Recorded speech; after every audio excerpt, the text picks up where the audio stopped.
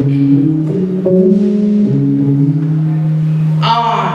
like African daisies open to the warmth of your smile. We dance like tree branches under the break of fall, weathering the coolness of the new day. Our bodies manage to stay synchronized as dawn rolls across the mountaintops, the sky filled with dream mist, the clarity of nights into mornings.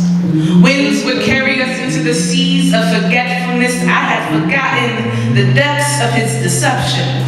It resembled the swiftness of ocean tides colliding against the vertebrae of spines, cracking the structure of the human anatomy, but I was bone of his bones and flesh of his flesh.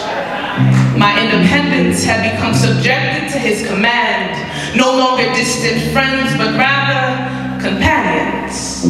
12 was when it began. So-called friends casted holes into the fabrics of my being. Still that child at heart that loved to build sandcastles by the seaside, fascinated by two components carefully composed to support each other. That was more than what I saw in this foreign land I called home. Well, that is, until I met him.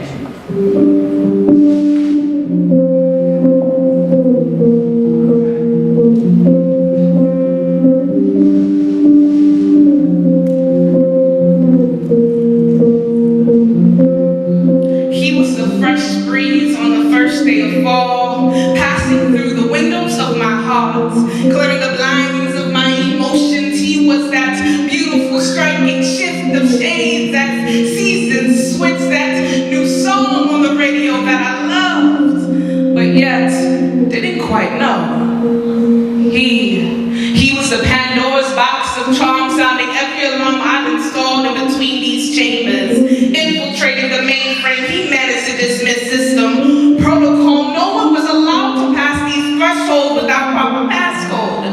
A user with complete and full access to my mind, body, and soul left me vulnerable, emotionally and mentally exhausted. I remember the countless times I plied myself out of bed to answer his calls, guiding him through long weekend nights as his voice sounded through the airways of highways. He loved those streets, and they loved him too. I was silently destructing, listening to his lullabies, eyelids like cracking levees, fighting to stand strong. Why did I endure this pain willingly in harm's way? I just needed to know he was making it home tonight. I was weakened, invested, blindly loving, believing that something would change. Well, everything changed. Temporary things never remain the same. They tend to change into change, restraining everything you've ever hoped for. Yet still, I was foolishly devoted to his toxic storm, lightning flashing into the darkness, illuminating the truth to this bondage. I'd adhered and served him as if I were bound by his request. Not done under duress if I loved him. I chose to love him. I made him the king to my kingdom. I chose over 10 years to build sandcastles by the seaside with him, fascinated by what I saw as us working together as two components carefully composed to support each other. An illusion like side mirrors, he appeared closer than he really was.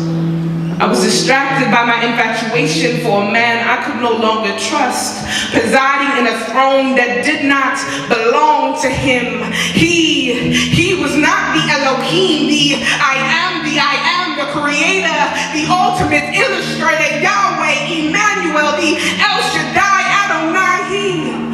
He was an illusion, cracked like a broken smile, giving way to the light of the reality that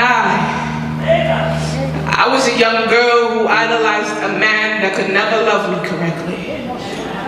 Not because he didn't want to, but because I placed him on a level no man could ever access. See, the problem is, We openly invest our hearts in fleeting moments, failing to understand that this life is out of our control, that every moment we waste revering people and things are moments we rob from a God who loves us, who wants to show us how to love. He is patiently waiting. He is waiting for us to acknowledge Him as King.